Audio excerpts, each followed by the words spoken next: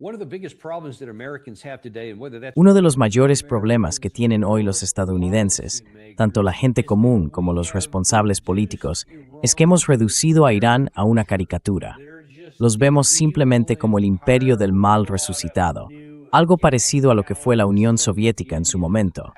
Y pensamos que son un régimen teocrático dirigido por unos mulás fanáticos. Esa es la imagen que tenemos de ellos. Creemos que nada de lo que digan importa, que lo único que cuenta es lo que decimos nosotros. Pero eso es absurdo. Si ni siquiera entendemos lo que dice la otra parte, lo que realmente creen, ¿cómo vamos a tener una política que tenga alguna posibilidad de funcionar?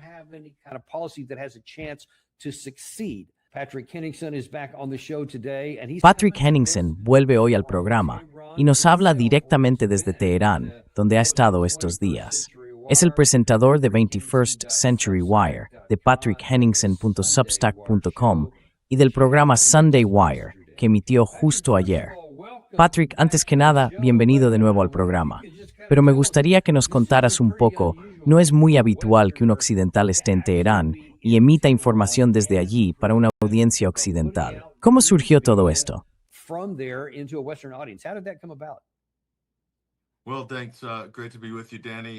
Bueno, gracias. Encantado de estar contigo, Danny. Espero que la conexión sea estable y podamos hablar un rato. Como la gente sabe, Internet aquí a veces falla, pero ojalá tengamos una conexión buena y estable por ahora. Conseguí una oportunidad de última hora. Pedí mi acreditación de prensa en el último momento y probablemente me habría venido bien un par de semanas más para reservar el vuelo, pero logré conseguir uno de los últimos asientos disponibles para venir. Pensé que iba a ser un momento histórico, no solo para Irán como país, sino también para toda la región.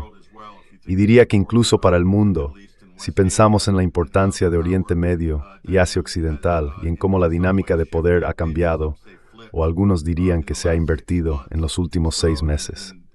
Así que estamos hablando de un líder que lleva aquí 40 años, como una especie de padrino del país y guardián de la revolución islámica en Irán.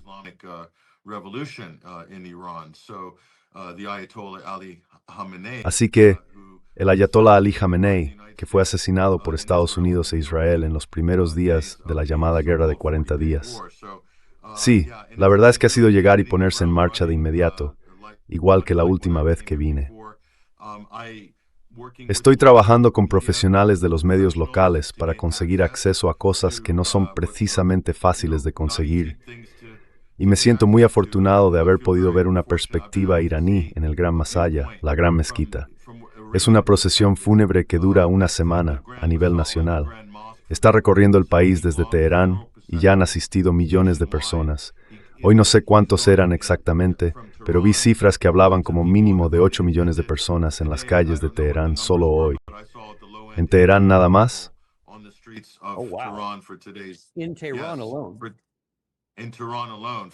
Sí, solo en Teherán hoy, durante la procesión fúnebre. Y luego tuvimos a millones en la Gran Mezquita los 2 días anteriores. Pude asistir a esas ceremonias y ver muy de cerca la intensidad de todo esto, las emociones tan mezcladas. Increíble.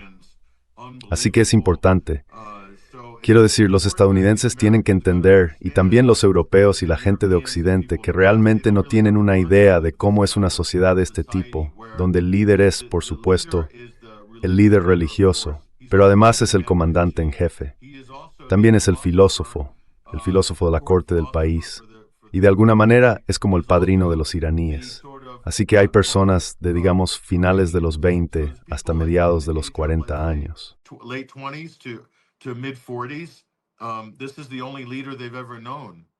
Es el único líder que han conocido en toda su vida, ¿sabes? Así que forma parte de su memoria compartida. Es como la figura representativa del país, pero más que eso, ha sido muy activo en distintos niveles de la sociedad. Y cuando cuando esa figura que todos comparten muere, se convierte en un duelo colectivo. Y eso ha afectado profundamente a la gente aquí, sobre todo con la guerra de fondo. Estados Unidos e Israel siguen en guerra con Irán. Así que la intensidad de todas estas emociones que la gente siente, ese deseo de equilibrar la balanza de la justicia y, siendo sinceros, de vengar la muerte de su querido jefe de Estado. Todo eso está muy presente. Y los estadounidenses tienen que entender que es una situación que ellos mismos han iniciado.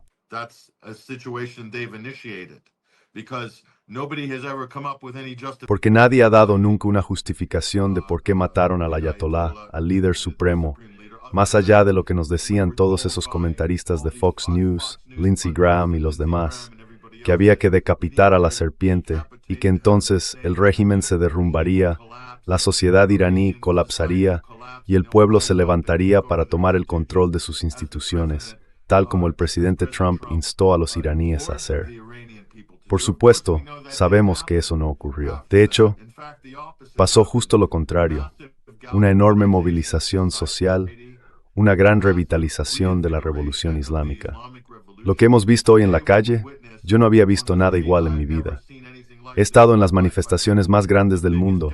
Estuve en la mayor manifestación de este país, en febrero por el Día Nacional, y aquello quedó pequeño comparado con lo de hoy. No solo por la cantidad de gente, sino por la intensidad con la que se vivió.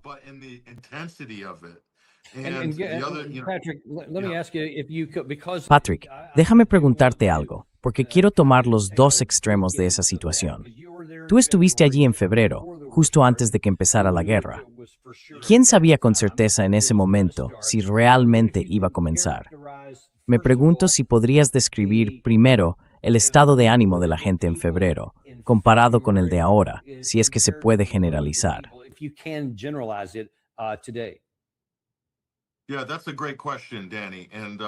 Sí, es una gran pregunta, Danny, y es importante ponerla en contexto. Cuando llegué, acababan de producirse los disturbios masivos y hemos sabido, incluso por admisión del propio presidente, que se estaban traficando armas hacia, supuestos manifestantes pacíficos que estaban incendiando mezquitas, quemando camiones de bomberos y atacando a los equipos de emergencia. Mucha gente murió en medio de todo aquello, incluidos muchos policías y otros. Así que fui allí para entender mejor lo que había pasado, porque sabía que eso se estaba utilizando como justificación para preparar el argumento a favor de la guerra, que el régimen era malvado y que debía ser derrocado porque oprimía a su pueblo.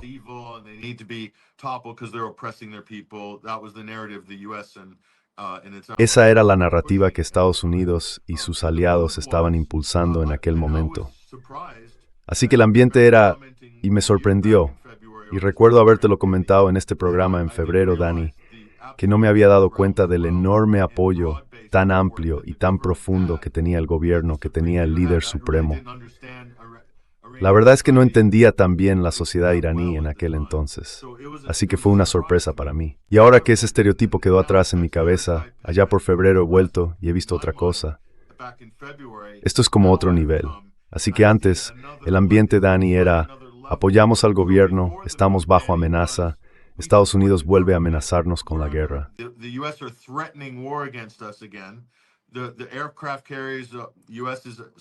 Los portaaviones, Estados Unidos y sus fuerzas navales, ¿te acuerdas? En el Golfo de Omán, en el Océano Índico. Era una armada enorme, como la llamó Estados Unidos en aquel momento, y estaban preparados, estaban listos y respaldaban al gobierno. Pero la gente no comprendía del todo la brutalidad de la que eran capaces Estados Unidos e Israel hasta que la guerra empezó, más o menos. Y entonces, ahora, todos esos estereotipos, toda esa ansiedad, esa incertidumbre, ahora no hay duda. La actitud iraní está totalmente adormecida porque han hecho algo, y lo saben. Han hecho algo que ningún europeo no ha hecho.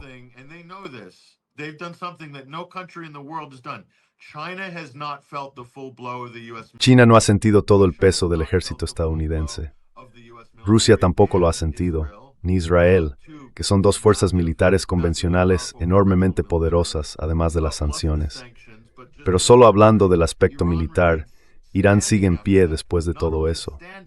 Y no solo sigue en pie, Danny, han invertido el equilibrio de poder geopolítico en la región. Y todo esto en unos 5 meses, más o menos. Si lo piensas, al Vietcong le llevó 15 años poner en evidencia las limitaciones de la generosidad imperial de Estados Unidos años 60 y 70. Y en este caso han sido 5 semanas, 5 meses.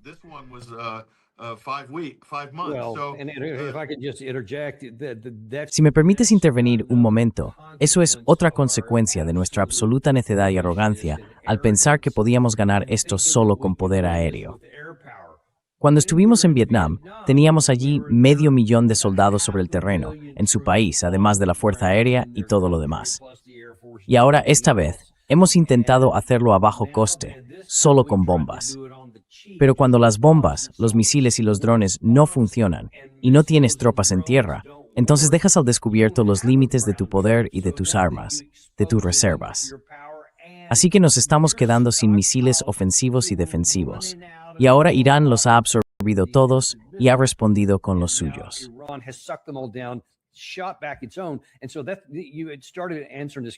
Ya habías empezado a responder a esta pregunta, pero ¿hasta qué punto la gente de Irán? Y sé que cuando hablas con personas individuales obtienes su punto de vista, así que es difícil generalizar. Pero en la medida de lo posible, reconocen que son los primeros, realmente desde los norvietnamitas, en enfrentarse militarmente a Estados Unidos y salir adelante. Incluso los talibanes simplemente nos resistieron hasta el final. Pero estos se lo tomaron de frente y nosotros no podemos ganar militarmente. Ellos lo reconocen. ¿Y en qué ha derivado eso?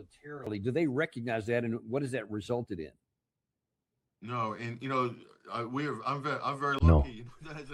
Y bueno, la verdad es que tengo mucha suerte como estadounidense. Estoy en la calle sin ningún tipo de seguridad, rodeado de, no sé, 1,000,000, 2, 3, 4 millones de iraníes enfadados. Estaban enfadados con nuestro gobierno, no conmigo, claro, personalmente. Pero en ese momento yo era la persona más cercana a una representación de Estados Unidos en sus vidas. Así que no se desahogaban conmigo, sino que me lo decían. También hablamos con gente dentro y alrededor del Ministerio de Asuntos Exteriores y del Consejo de Seguridad Nacional, con personas del ámbito del consenso en política exterior. Y la actitud general es que no esperan nada de Estados Unidos respecto al memorando de entendimiento. No esperan nada. Pero el sistema político, el parlamento, el presidente, los departamentos políticos de este país mantendrán la puerta abierta a las negociaciones.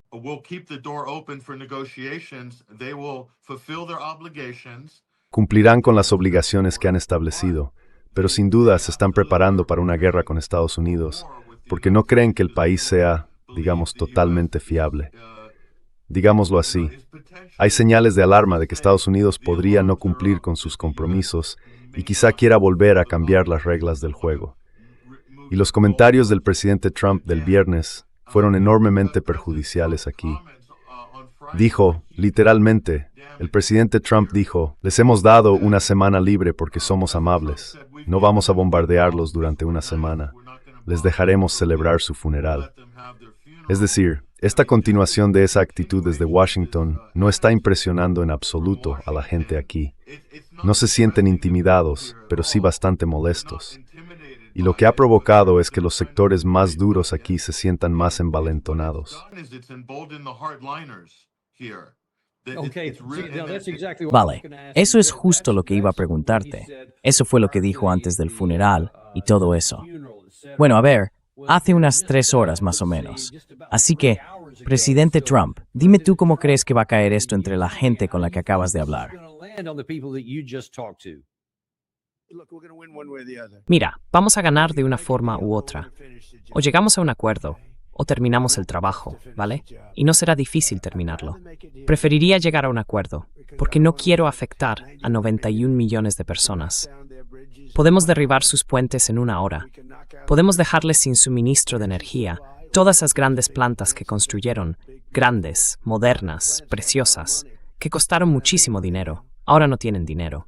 No les hemos dado nada, pero podríamos dejarles sin electricidad y sin sus plantas generadoras en, diría yo, una pequeña parte de la tarde. Cada planta desaparecería. Y ellos lo saben. Mira, vamos a ganar de una forma u otra. Sí, entonces, ¿qué opinas de eso? De que vamos a ganar de una forma u otra.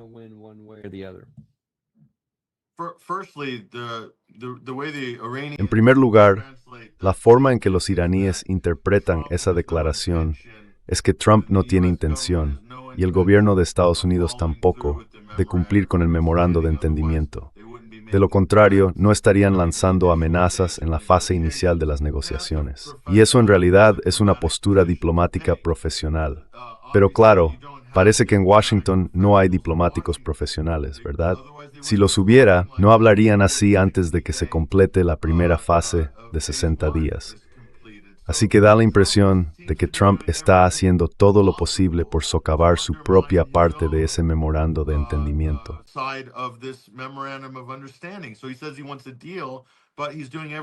Dice que quiere un acuerdo, pero está haciendo todo lo posible por sabotear su propio acuerdo, lo cual podrías decir es un poco contradictorio, o simplemente un desastre, o quizá él o su equipo no tienen ni idea de lo que están haciendo, y piensan que pueden conseguir concesiones del lado iraní a base de amenazas e intimidación. La actitud de los iraníes, Daniel, es que están listos para reconstruir todo lo que se destruya en cuestión de semanas. Hemos pasado por tantas zonas bombardeadas que esperaba ver los daños, pero no los he visto. Ya han levantado la estructura de acero inoxidable de los nuevos edificios y están reconstruyendo. Así que tienen acceso al acero, tienen grandes arquitectos y tienen constructores.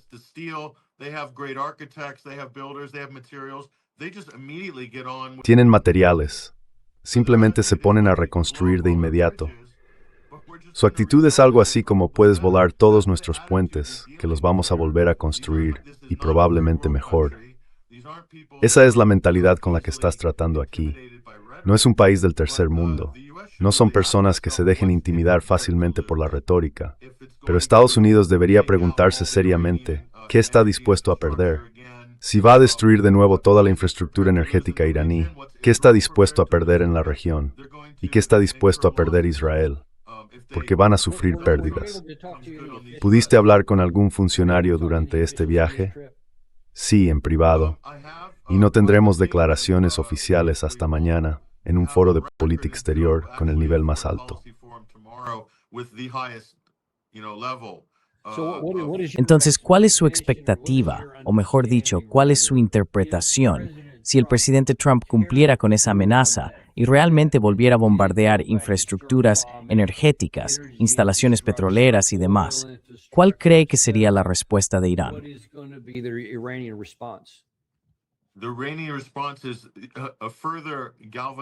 La respuesta iraní está provocando una mayor movilización de la sociedad, un refuerzo del consenso político, y probablemente diría yo que la gente está, Dani, 100% detrás del gobierno si son atacados por Estados Unidos.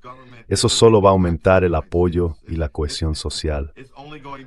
Porque fíjate, incluso hay personas que, Dani, no te lo vas a creer, hoy hemos estado en la calle hablando con gente que antes protestaba contra el gobierno y ahora están presionando al gobierno para que no negocie con Estados Unidos y continúe la ofensiva. Son personas que hace un año estaban en contra del gobierno. Así que ese es el cambio que se ha producido en buena parte de la sociedad. Y no estoy diciendo que haya un consenso total para enfrentarse a Estados Unidos, pero te aseguro que está creciendo de forma enorme comparado con cómo estaba la sociedad hace 6 o 12 meses.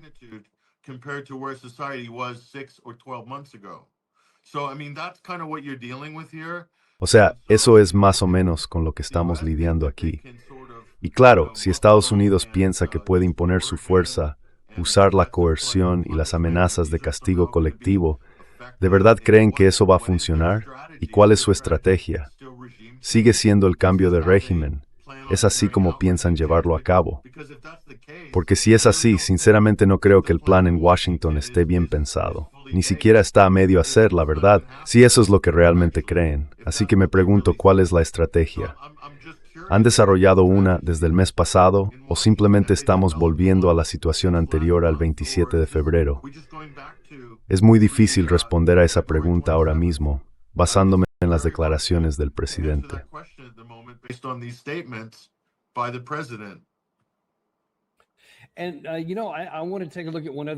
Y bueno, quiero fijarme en otra cosa, porque has mencionado hace un momento eso de cambiar las reglas del juego. Se firmó el memorando de entendimiento, y dices que muchos en Irán no creen que vayamos a cumplir ni siquiera esos términos. Dejemos a un lado lo que venga después, con el supuesto acuerdo negociado para poner fin al conflicto. Pero eso lo ha señalado también el general Jack Keane, que estuvo ayer aquí hablando en Fox News, aparentemente sobre la influencia que, según él, tiene Estados Unidos. Así que quiero tu opinión sobre eso, pero escucha con atención lo que él piensa y lo que cree que son los términos que estamos negociando.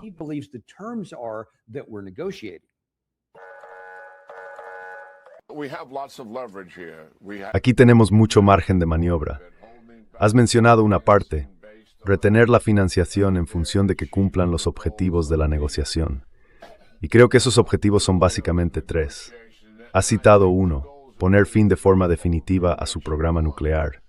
Las restricciones sobre misiles balísticos y el apoyo a sus aliados o grupos interpuestos son los otros dos.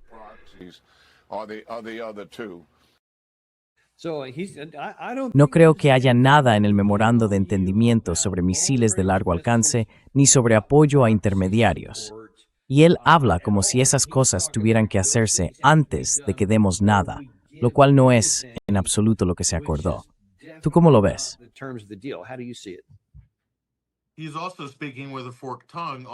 También está hablando con doble discurso sobre el tema nuclear.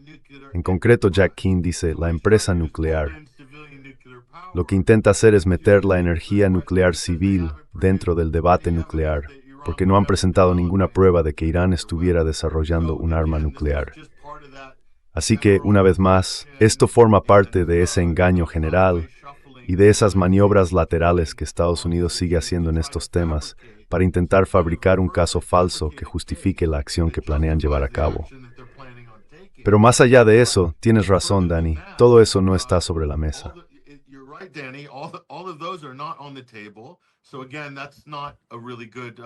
Así que de nuevo, eso no es realmente intentar llegar a un acuerdo. Si ese es el caso, si Jack Keane refleja la dirección que está tomando la Casa Blanca. Pero lo que está haciendo Trump es bastante evidente, y los iraníes se han dado cuenta. Lo que están diciendo es que el petrolero con bandera de Singapur, toda esa situación, creen que fue provocada porque Estados Unidos está intentando desviar los barcos, navegando muy cerca de la costa de Omán, básicamente. Y eso se tuvo, creo que fue ayer. Y de las lanchas rapiciníes iraníes empezaron a cualquier barco que intentara seguir ese toda.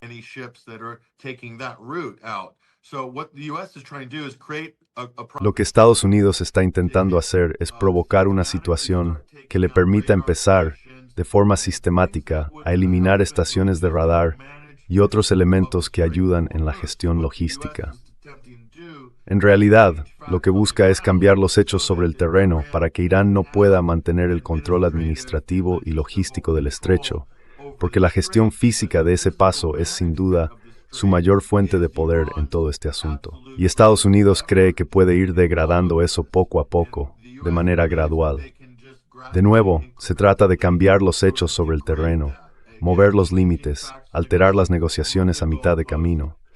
Son conscientes de que esta es una estrategia estadounidense. Todo el mundo está hablando de ello.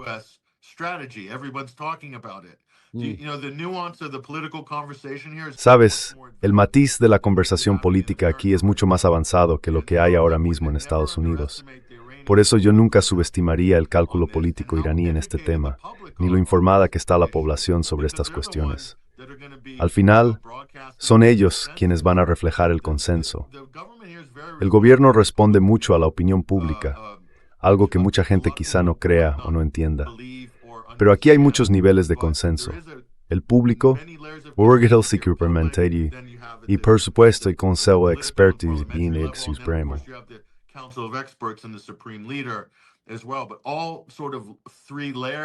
Pero todo ese entramado, esas 3 o 4 capas dentro de la sociedad, se han ido solidificando para crear ese tipo de consenso público aquí. Y cuanto más siga Estados Unidos por este camino errático y caótico, con esas pseudo negociaciones y con muy pocas cartas que jugar en el plano militar, cada vez menos, Daniel, mira la situación en la región. ¿Cuál es ahora la posición de Estados Unidos comparada con la de hace 6 meses? Es mucho más débil. Todo el mundo, pero me refiero de que en Washington todavía no se han enterado.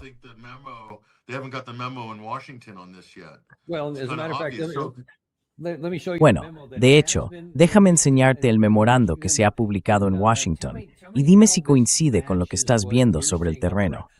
Estoy seguro de que será idéntico y lo verás igual. Porque al final, esto lo dice Andy McCarthy, que es columnista en National Review y también colaborador de Fox News. Y él afirma que las ambiciones hegemónicas de Teherán y su antiamericanismo endémico hacen que negociar con ellos no tenga sentido. Las operaciones de Raymond through canch tapful de consteptescents de Ngory con Wingenyu.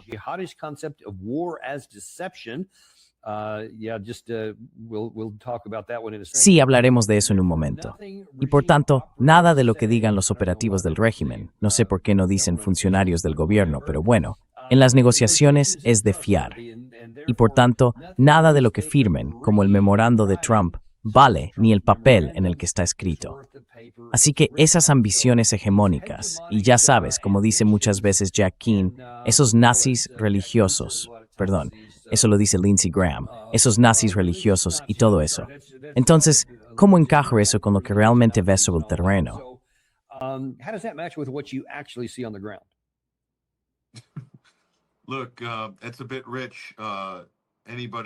Mira, es un poco fuerte que cualquiera que apoye a Israel, teniendo en cuenta lo que los israelíes han hecho en Gaza y lo que están haciendo ahora en el sur del Líbano y en Cisjordania, acuse a alguien de ser nazi.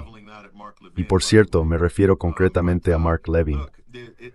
Pero mira, de nuevo, esto tiene que ver con la falta de comprensión, Danny, con la subestimación fundamental, la falta fundamental de entendimiento de cómo está organizada la economía política aquí. No se puede separar lo religioso, lo moral, lo ético, de las posiciones que este gobierno adopta en Teherán sobre cuestiones como Palestina. No es solo retórica. Realmente creen en esos principios.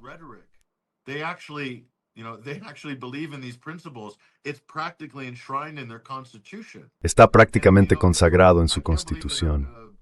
Y la verdad, me cuesta creer que algunos de esos halcones de guerra en Washington o en Israel todavía no lo hayan entendido. Además, la política y el ámbito militar están completamente entrelazados con eso. Así que cuando hablamos de la fe y de proteger a los musulmanes que están siendo perseguidos en Palestina, y también a los cristianos, por cierto, eso forma parte del asunto iraní. Su preocupación abarca a todos los palestinos, cristianos, musulmanes y los demás. Lo mismo ocurre con el Líbano. Es una postura muy real y la han puesto en primer plano dentro de las condiciones para un acuerdo negociado.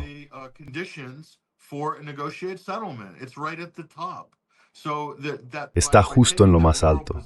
Así que, al adoptar esa posición moral, y además con la disuasión militar, que han demostrado que es creíble para respaldarla, tienes la dimensión militar.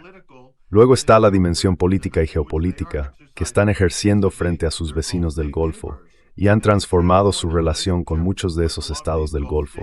Quiero decir, los saudíes enviaron una delegación al funeral del líder supremo. Esto es histórico, lo que está ocurriendo aquí. Y de nuevo, ¿se han dado cuenta ya en Washington de todo esto? Es un paquete completo.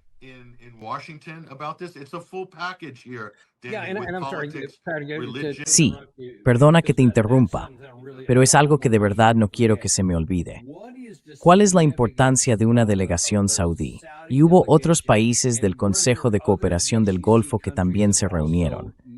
¿Qué mensaje se recibió? ¿Y cuál es tu interpretación del mensaje que la delegación saudí quería transmitir a Washington?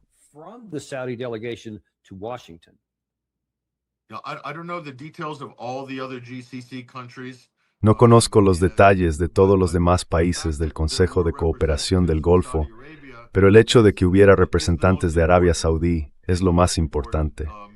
Y eso significa que hay un reconocimiento de que este es un acontecimiento importante para Irán, también desde el punto de vista religioso, aunque estemos hablando de dos países distintos, de dos lados sectarios del tema islámico, los suníes y los chiíes. Así que es realmente significativo. Otros países musulmanes importantes como Malasia y Rusia también enviaron delegaciones y muchos otros países más. Así que no se puede decir que Irán está aislado. La delegación de Pakistán fue especialmente relevante.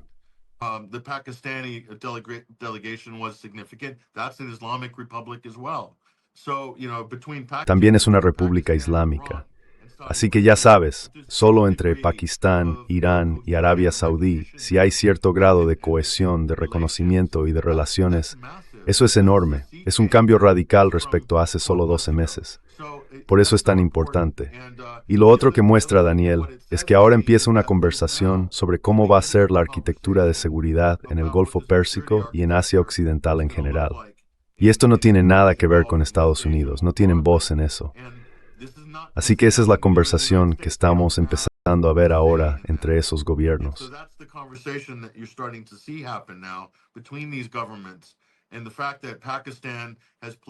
Y el hecho de que Pakistán haya desempeñado un papel tan importante en la mediación entre Estados Unidos, creo que dice mucho.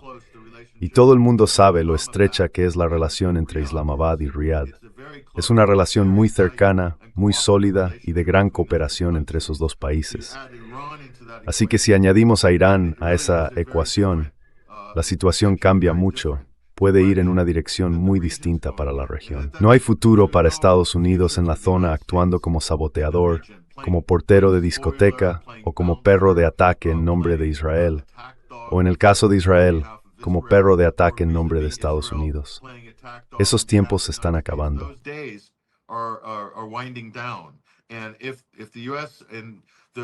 Y si Estados Unidos, o el lobby de la guerra, o el lobby israelí, creen que van a patalear, gritar, intimidar y, ya sabes, arrasar y destrozar hasta conseguir algún tipo de acuerdo o entendimiento, y que eso no va a tener consecuencias absolutamente terribles para sus intereses en la región y para sus aliados, creo que esa es una postura totalmente ilusoria por parte de Estados Unidos. Solo digo, Daniel, toma el pulso a lo que está pasando sobre el terreno. Aquí se está formando un consenso muy fuerte. Y ya sabes, empieza a verse una especie de unanimidad en la forma de pensar y en la comprensión de la verdadera naturaleza de Washington y del papel de Israel en la región. Y eso incluye a cualquiera que se alíe con ellos.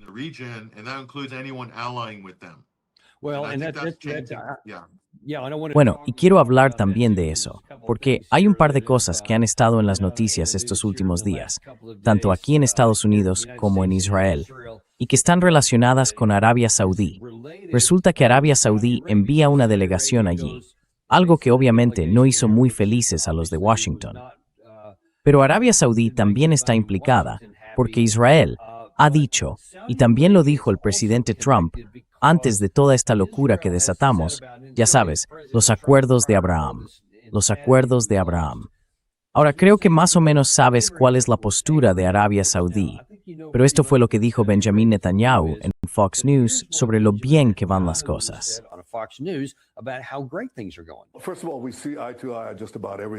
Ante todo, coincidimos prácticamente en todo. Y a veces esto pasa entre los mejores aliados, y nosotros somos los mejores aliados. Puede haber diferencias de opinión, claro. Normalmente lo hablamos abiertamente. Puedes imaginar que el presidente tiene su manera de expresarse, y yo tengo la mía. Pero somos aliados, eso está claro. A mí me gustaría que la paz con el Líbano avanzara, igual que avanzamos juntos el presidente Trump y yo con los acuerdos de Abraham, que trajeron 4 acuerdos de paz que nadie creía posibles. Los hicimos realidad. Y creo que el hecho de que hayamos golpeado con fuerza al régimen iraní, debilitándolo de forma considerable, abre el camino a otros posibles acuerdos de paz.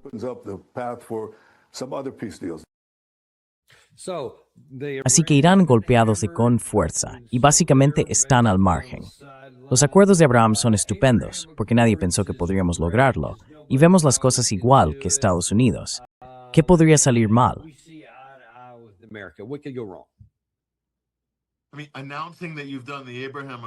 Quiero decir, anunciar que has hecho los acuerdos de Abraham y tener realmente los acuerdos de Abraham son dos cosas distintas. Y ellos no han pasado de la fase del anuncio. Y lo que Marco Rubio y su grupo intentaron hacer con Líbano, crear una especie de acuerdo de normalización entre el presidente y el primer ministro, junto con ciertas facciones libanesas proestadounidenses y los israelíes, dejando fuera a todos los demás en Líbano, incluida la mayoría de la población y la mayoría trabajadora en el Parlamento, Hezbollah y también el ala armada de Hezbollah en el sur del país. Eso básicamente garantizó que el memorando de entendimiento naciera muerto.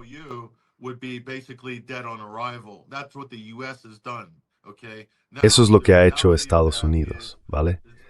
Ahora bien, la realidad es que, hablando con varios de los principales periodistas libaneses que están cubriendo este evento, hay gente de todo Oriente Medio y del mundo islámico, y estoy teniendo la oportunidad de hablar con algunos de ellos.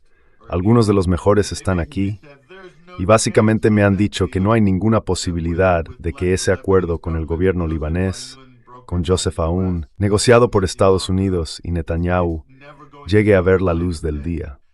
Y creen que la única opción que tiene Israel para cambiar los hechos sobre el terreno es traer a las fuerzas de Al-Qaeda desde Siria para provocar una guerra civil violenta.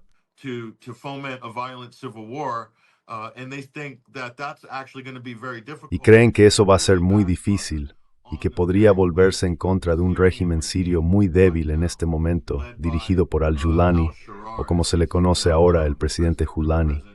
Así que hay todo tipo de problemas con esa jugada que está haciendo Estados Unidos con el Líbano. Entonces, ¿de qué está hablando Netanyahu?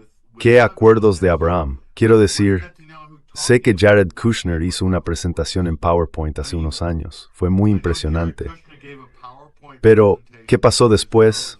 Pues pasó el 7 de octubre, y eso fue en la práctica el fin de los acuerdos de Abraham. Y luego vino la guerra de 40 días. Y ahí sí que fue, de verdad, el final de los acuerdos de Abraham.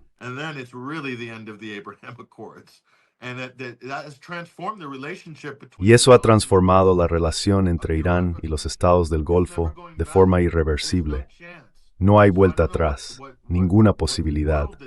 Así que no sé en qué mundo viven para pensar que pueden resucitar eso. No hay absolutamente ninguna posibilidad de que ocurra, basándonos en lo que hemos visto todos. Quiero decir, mirad lo que ha pasado en los últimos 12 meses. ¿Cómo se puede decir que esta región es la misma? Los estados del Golfo también han cambiado. Así que no, los acuerdos de Abraham no van a avanzar. Quizá con Emiratos Árabes Unidos, probablemente sea el único país que podría tener alguna opción de normalizar relaciones con Israel. Pero ¿sabéis cómo llaman a los Emiratos? La broma es que aquí los llaman Israel del Este. Básicamente así es como se refieren a los Emiratos. Y eso muestra lo absurdo que les parecen los acuerdos de Abraham desde la perspectiva iraní.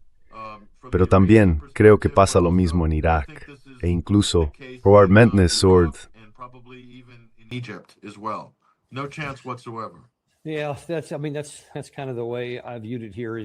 Sí, bueno, así es más o menos como yo lo veía. Es algo de sentido común, pero no parece serlo entre los seguidores más fieles aquí, tanto de Donald Trump como de Benjamin Netanyahu. Ahora bien, lo interesante es que en Estados Unidos se ha abierto una gran brecha, incluso entre algunos sectores de la derecha, que empiezan a apartarse y a decir, vale, quizá hemos mostrado demasiada deferencia hacia Israel. Obviamente tienes a Ro Khanna y no recuerdo su nombre, el congresista republicano Thomas Massie. También tienes a Tucker Carlson y a unos cuantos más en la derecha que están plantando cara. Y en general, mucha gente está empezando a hacerlo. Pero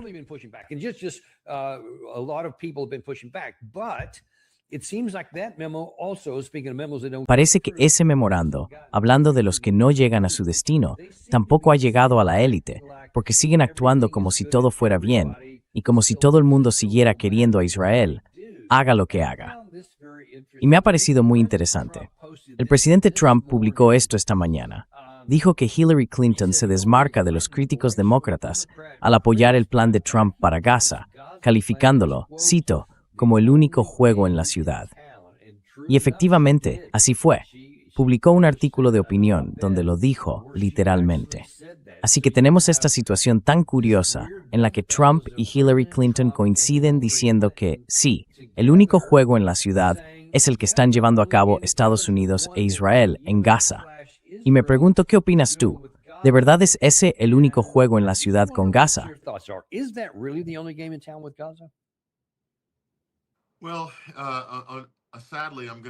Bueno, por desgracia, tengo que decir que en este momento Estados Unidos está muy cerca, e Israel también, de acorralar, ya sabes, a cientos de miles de palestinos en lo que son en la práctica campos de concentración.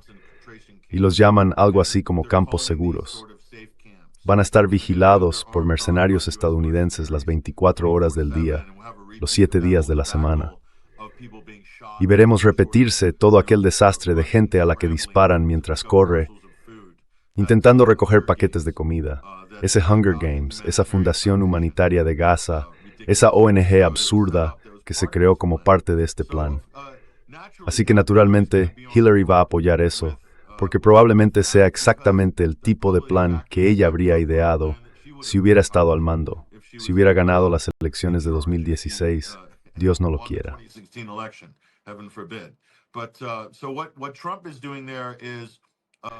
Lo que está haciendo Trump ahí es intentar vender esto como si fuera algún tipo de solución.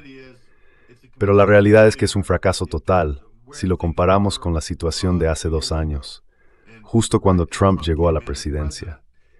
Si en ese momento se hubieran dado pasos positivos para lograr que Israel se retirara de Gaza, en lugar de eso se envió a Steve Witkoff, se envió a Jared Kushner, básicamente para cubrir a Israel y asegurarse de que las armas y el apoyo de Estados Unidos siguieran llegando, mientras ellos se dedicaban a limpiar étnicamente y continuar con el genocidio de la población palestina nativa en Gaza.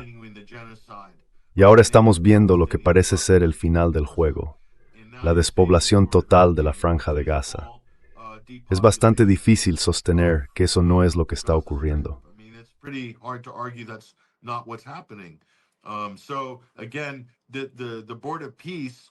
Así que de nuevo, el Consejo de la Paz fue una especie de iniciativa cuasi privatizada, pensada para saltarse toda una serie de resoluciones del Consejo de Seguridad de la ONU sobre la ocupación ilegal de Gaza por parte de Israel, y sobre el hecho de que mantiene un asedio contra una población que ya vive bajo una enorme presión, lo cual constituye un crimen de guerra del más alto nivel. Esto es lo que están supervisando y lo están intentando presentar como un éxito. Pero lo único que consiguen con ello es reforzar al gobierno iraní, darle más peso al argumento que Irán está planteando en la región y ante el mundo, y también ante sus aliados, a los que llaman sus proxies. Y vuelvo a insistir, Hezbollah no es un proxy iraní.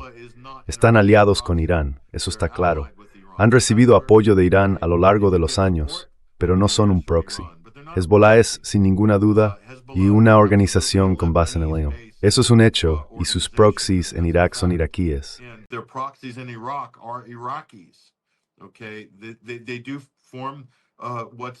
Forman lo que se está llamando un eje de resistencia. Lo mismo pasa con Yemen, pero todos son actores estatales, independientes o semiestatales. En Irak, la resistencia está integrada dentro del Ministerio de Defensa iraquí. Entonces, ¿cómo llamas a eso? Y en cuanto a Irán, mira, esta línea dura que Estados Unidos e Israel están impulsando sin descanso, lo que han hecho básicamente es darle un mandato al cuerpo de la Guardia Revolucionaria Islámica para proteger el país, para defenderlo. Tienen un mandato muy claro para cumplir con su función en ese sentido. Así que no hay duda de cuál es la situación en esta ecuación. Todo lo que Irán tiene que hacer es básicamente mantenerse fiel a los principios fundamentales de ese acuerdo.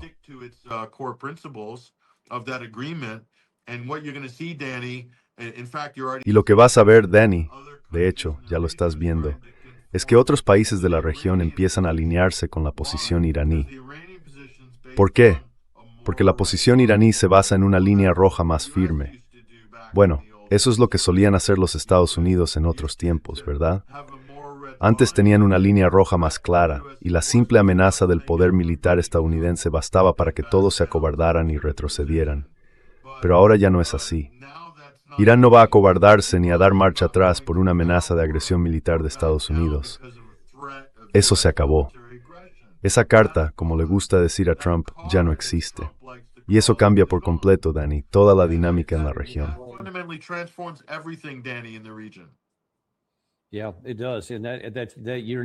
Sí, así es. Y no vas a poder volver a usar esa carta nunca más. Se acabó. Mira, en el poco tiempo que nos queda contigo antes de que te vayas, quiero hablar de otro tema sobre el que claramente sabes mucho. Volvemos a la guerra entre Rusia y Ucrania. Durante la noche hubo otro gran ataque del lado ruso contra Ucrania. Golpearon todo tipo de objetivos importantes en Kiev y también varios en toda la zona de operaciones, en las áreas más adelantadas. Se puede ver a la derecha que lanzaron muchos drones hacia esas zonas, porque Ucrania ha dado prioridad a la defensa aérea en la región de la capital, donde tuvo muy poco éxito, aunque algo consiguió.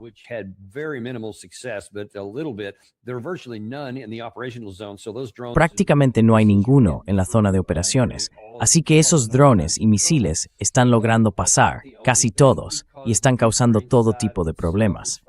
Pero no es solo eso, porque el propio lado ucraniano está respondiendo. Alcanzaron en Omsk una refinería de petróleo rusa muy grande, la primera vez que se tiene constancia de que haya sido atacada. Estaba a más de 3.000 kilómetros de distancia. Eso está generando problemas importantes para Rusia. Por lo visto, en general, todos estos ataques recientes están causando bastantes dificultades a Rusia en su capacidad de refinado, y les está obligando incluso a empezar a racionar el combustible dentro de Moscú y en otras partes del país.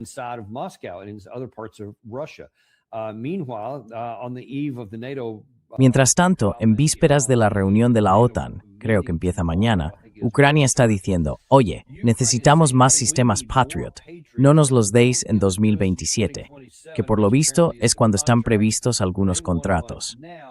Los quieren ya, y muchos. Claro, en realidad no va a cambiar demasiado la situación, pero eso es lo que están intentando decir. Y por último, el presidente Trump está diciendo, oye, Trump consiguió el año pasado que la OTAN hiciera promesas de gasto, y este año va a intentar hacer que se cumplan. ¿Cómo ves todo esto en la antesala de la cumbre de la OTAN, donde Ucrania quiere conseguir mucho más material? Trump quiere decirle a la OTAN que ponga más dinero o que gaste más.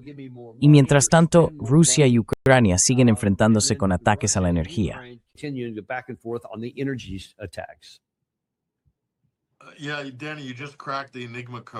Sí, Dani, acabas de descifrar el código enigma del conflicto en Ucrania.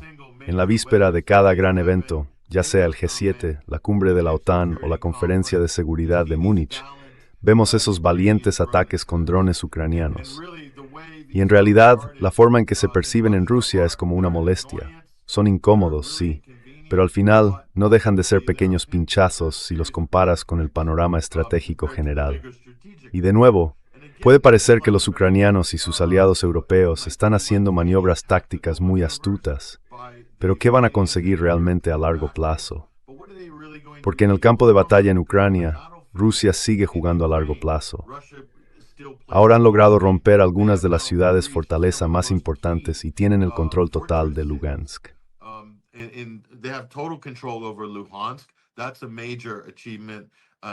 Eso es un logro importante y también uno de los principales objetivos iniciales de la operación militar original, y está muy cerca de conseguirlo en Donetsk. En cuanto al Donbass, y también algunas de las fortificaciones clave que protegían Kharkov, lo mismo ocurre. Odessa tampoco quedará muy atrás. Esos son los objetivos estratégicos a largo plazo de Rusia, asegurar su perímetro. Y van a lograrlo, independientemente de que las refinerías sigan siendo atacadas por drones ucranianos. Así que, puede que Ucrania esté ganando la guerra mediática, puede que esté ganando la batalla de la financiación, con el apoyo de la OTAN y de los aliados occidentales, pero está perdiendo la guerra real, la que se libra sobre el terreno en Ucrania. Y eso está bastante claro, según prácticamente todos los informes que tenemos y todos los datos que estamos analizando.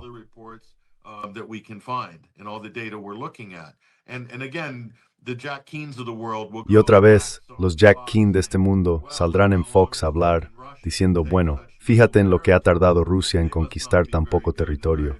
No deben de ser muy buenos ni muy eficaces. Putin está en las últimas. Rusia está de rodillas. Pues un poco de sentido común. Está claro que aquí hay un proceso de construcción nacional por parte de Rusia. Están recuperando la histórica Novorossiya, que coincide bastante claramente con el mapa electoral ucraniano, en las zonas donde los hablantes de ruso votan a candidatos prorrusos, y tienen la intención de gobernar esas áreas. Ahora bien, Dani, tú que eres experto militar, sabes que si planeas gobernar, tomar territorio y mantenerlo, lo último que te interesa es matar civiles en esos territorios.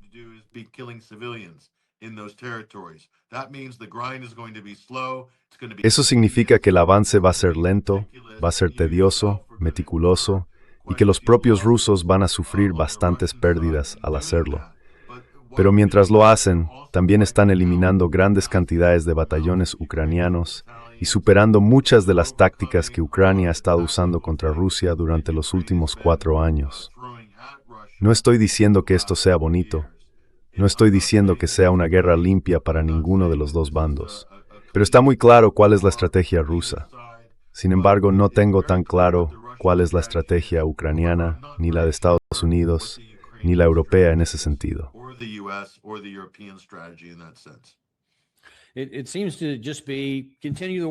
Parece que simplemente se trata de continuar la guerra, de mantener todo en marcha, sin importar cuántos ucranianos tengan que morir, porque da la impresión de que ese es el objetivo en sí mismo, que la guerra no se detenga.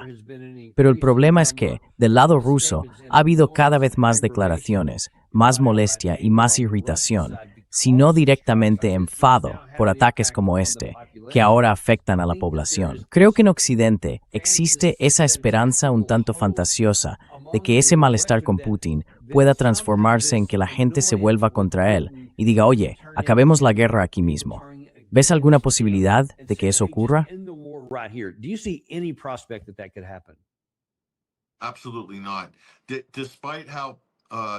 En absoluto. Aunque este conflicto sea doloroso e incómodo para muchos rusos, no nos engañemos, lo es. Una gran mayoría de la población rusa apoya totalmente al gobierno. Saben, igual que lo saben los iraníes, que esto es algo mucho más grande.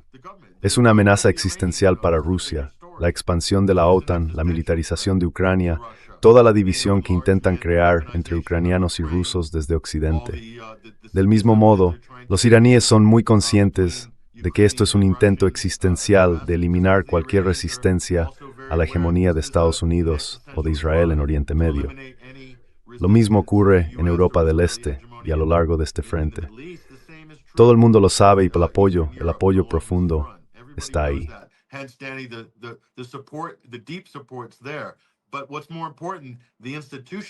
Pero lo más importante es que las instituciones en Rusia van a apoyar al presidente.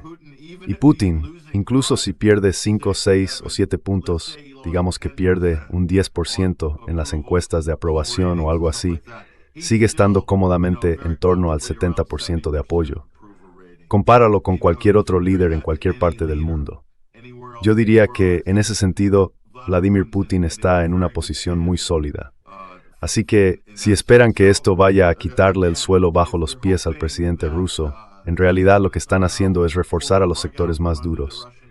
Los más duros en Rusia están ganando ahora una plataforma más fuerte, y eso no son buenas noticias para Occidente. Lo siento, pero no lo son. Creo que deberían replantearse su, entre comillas, estrategia en este asunto.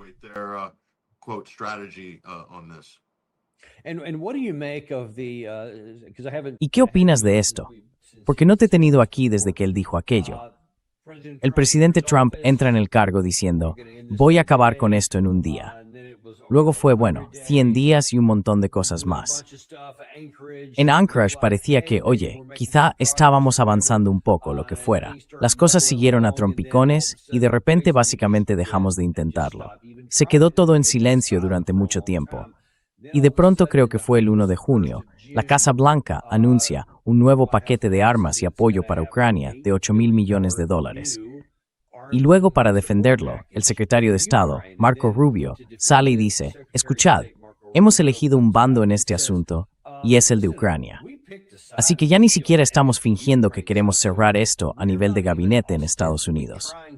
Entonces, ¿cuál es ahora la estrategia de Estados Unidos? ¿Qué estamos intentando conseguir?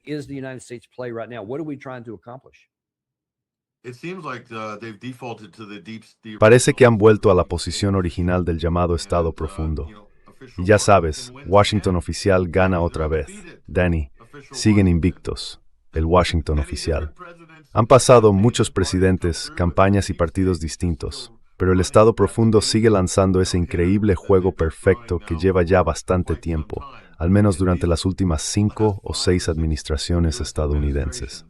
Así que una vez más, es la misma historia de siempre. Lo importante para nosotros, yo me considero parte del electorado, es darnos cuenta de la distancia que hay entre lo que la gente quiere en cada ciclo electoral y lo que realmente recibe de la clase política una vez que están en el poder.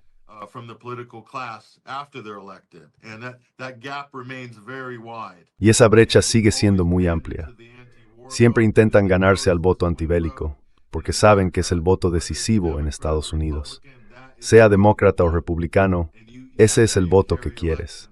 Así es como se ganan las elecciones, cómo se conquistan los estados bisagra y cómo se vence por márgenes muy ajustados en las elecciones generales. Y Donald Trump no es ninguna excepción a esa estrategia, que en mi opinión ha manejado con gran habilidad en las elecciones de 2024.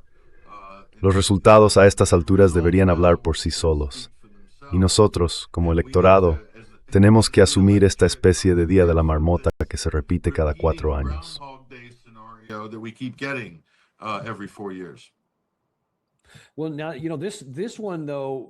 Bueno, a ver, este asunto, sin embargo, podría tener incluso más repercusiones que nuestra falta de firmeza en Oriente Medio. Porque claro, allí tenemos problemas a corto plazo con el estrecho de Hormuz, que sigue sin estar completamente abierto y sin perspectivas de que lo esté pronto.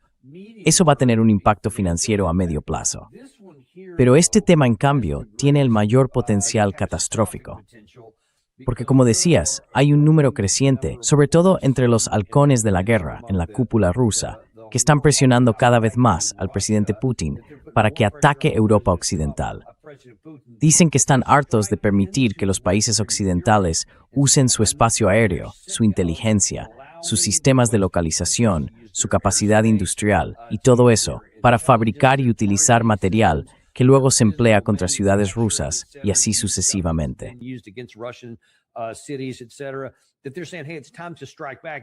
Están diciendo, oye, es hora de contraatacar. Y no me da la sensación, quiero decir, me interesa tu punto de vista porque hablas con mucha gente distinta, no me da la sensación de que Rusia vaya a seguir encajando golpes sin hacer nada a cambio. ¿Crees que existe el riesgo de que en algún momento, y puedes definir tú cuándo, Rusia actúe realmente fuera de las fronteras de Ucrania?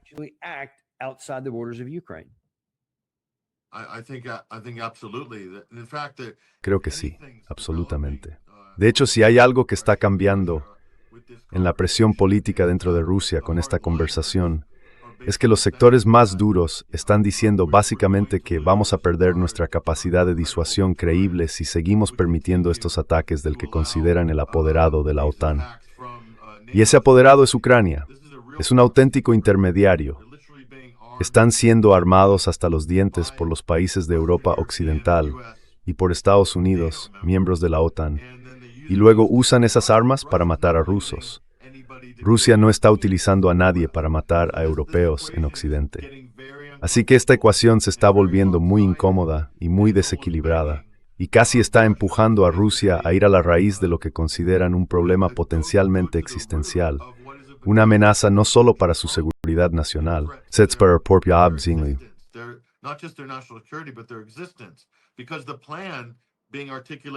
porque el plan que están articulando las mentes pensantes en Alemania, en Berlín, en París y en Londres es que pueden abrumar y pueden hacerlo, y esto se está discutiendo también a nivel de los centros de análisis, con su guerra de nueva generación, con drones autónomos.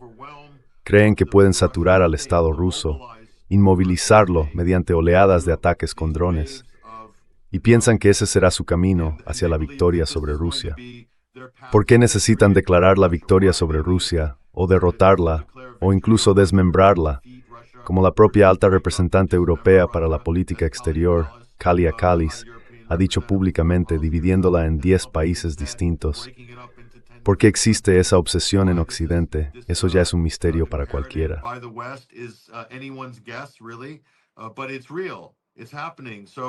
Pero es real, está ocurriendo. Rusia está observando la situación de Irán. Irán respondió bastante rápido, atacando bases y fábricas estadounidenses, frente a los tipos de amenazas que recibía de parte de Estados Unidos, ya fueran sus aliados o sus posiciones en la región. ¿Y qué pasó con los estados del Golfo? Pues que prácticamente se rindieron ante Irán.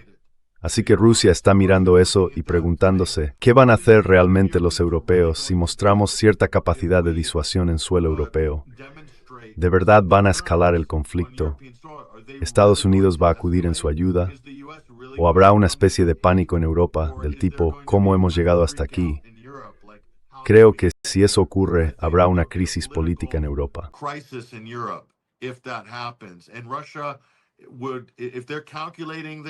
Y Rusia, si está calculando esto, y es una decisión política, y el efecto es político, Dani, que no te quepa duda, sigue la visión de Clausewitz, de que la guerra es una extensión de la política por otros medios. Sin duda, Rusia cree en eso. Así que ese es el riesgo que los europeos están asumiendo, y la verdad es que piensan que Rusia está faroleando. ¿A dónde nos va a llevar eso? Queremos volver a aprender por qué se crearon todos esos acuerdos bilaterales y multilaterales sobre misiles y desarme nuclear durante la Guerra Fría. Tenemos que redescubrirlo otra vez. Vamos a tener que pasar de nuevo por todo ese proceso colectivamente en Occidente para demostrar por qué necesitamos esas cosas. Esa es una pregunta que la gente en Occidente debería hacerse.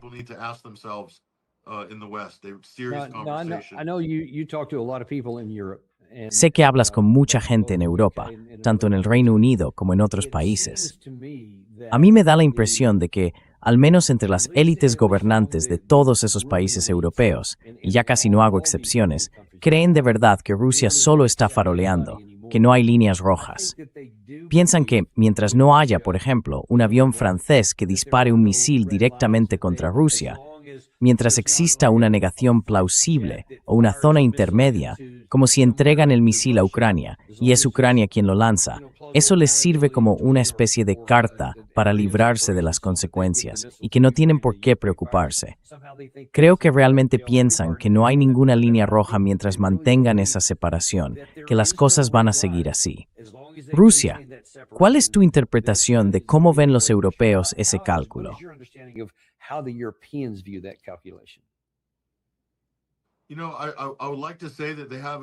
Me gustaría decir que tienen una posición independiente sobre eso, Dani. Pero esto nos lleva de nuevo al papel de Estados Unidos en todo esto. Esa insistencia de Estados Unidos en que los países europeos aumenten su gasto en defensa, primero era el 2%, luego presionaban para que fuera el 3% y ahora hablan del 5%. Esos países sencillamente no pueden permitirse gastar tanto dinero en, entre comillas, defensa, cuando la provocación que viene de Estados Unidos y de algunos gobiernos europeos es precisamente la que está creando la amenaza contra la que supuestamente tendrían que defenderse. Así que todo este teatro, esta especie de pantomima maniquea que se ha montado aquí, en mi opinión está siendo impulsada en gran parte por Estados Unidos. Sinceramente. Porque para mí la solución más barata, más sensata y más próspera sería apostar por la vía diplomática a negociar.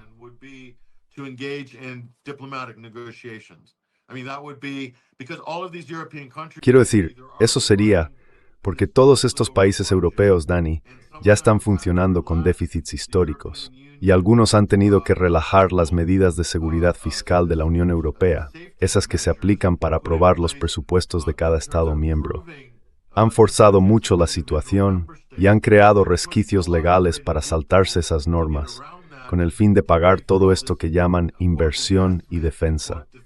Pero esto no es realmente sostenible y va a generar presiones inflacionistas que ya son un problema en casi todos esos países europeos. Y al final, los únicos que se están beneficiando de verdad son los del sector de defensa, los accionistas de esas empresas, y también los políticos que, ya sabes, están siendo presionados por esas mismas industrias.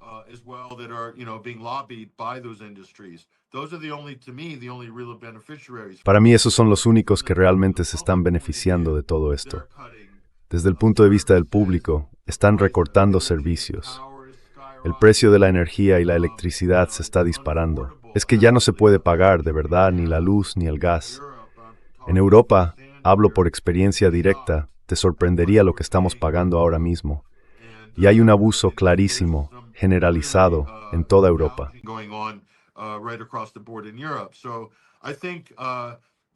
Así que no creo que sea sostenible. Y en algún momento creo que la presión política va a llegar hasta el punto en que simplemente por pura supervivencia de algunos gobiernos tendrán que empezar a moverse hacia algún tipo de conversación diplomática para resolver la situación de Ucrania con Rusia. Porque esa es la única opción económica práctica y probablemente la más segura si se quiere mantener el equilibrio, la paz y la prosperidad en Europa. Lo que están haciendo ahora, lo que están impulsando, lo que Estados Unidos está empujando a los europeos a hacer, que sí lo está haciendo, actúan como si no intervinieran, Dani, pero en realidad es una presión muy real que se está ejerciendo a través de la OTAN desde Washington, ¿vale?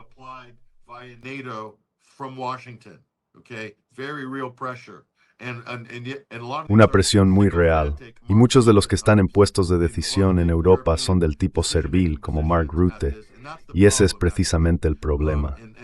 No culpo al público europeo, porque creo que en gran medida les han lavado el cerebro con todo este embrollo de Ucrania. Luego está lo de arrastrar a Finlandia y Suecia a la OTAN y hablar de poner armas nucleares en suelo finlandés. Es una locura. Así que no creo que esto tenga mucho apoyo popular y habrá muchos gobiernos que caerán por este asunto.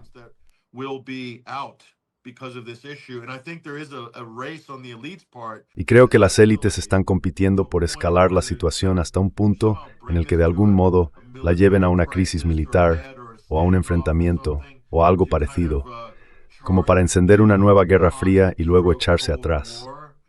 La verdad, no sé cuál es la estrategia. Quizá Europa haya olvidado la devastación de las dos guerras mundiales en su propio territorio. Tal vez necesiten volver a aprender esa lección. Espero de verdad que no sea así. Pero Dani, Washington está ejerciendo presión.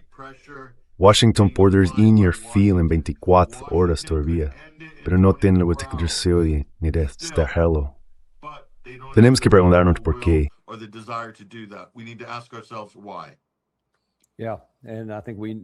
Sí, y creo que ya sabemos la respuesta a eso.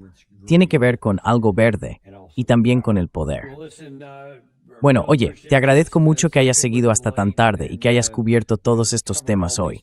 De verdad lo valoramos y también te lo agradecemos a ti. Esperamos verte en el próximo episodio. Muchísimas gracias. Sí, y gracias por compartir mis reportajes desde Irán, por publicarlos cada día en Instagram y en X. En los próximos días y semanas iremos sacando más, para ofrecer al público occidental y de habla inglesa una perspectiva un poco más amplia de cómo es la vida aquí, cómo es la política, cómo es la religión, cómo son las dinámicas geopolíticas. Por eso vinimos. Sí, y somos grandes seguidores de eso. Es una de las razones por las que te tenemos en el programa y recomendamos a la gente que siga tus publicaciones, tanto en X como en 21st Century Wire. Muchas gracias. Gracias, Daniel. Mira, no intento convencerte de que compres oro, ni decirte cómo gestionar tu cartera de acciones, pero sí hay una forma en la que puedes ayudarnos. Suscríbete, dale al me gusta y comparte esto con alguien a quien quieras.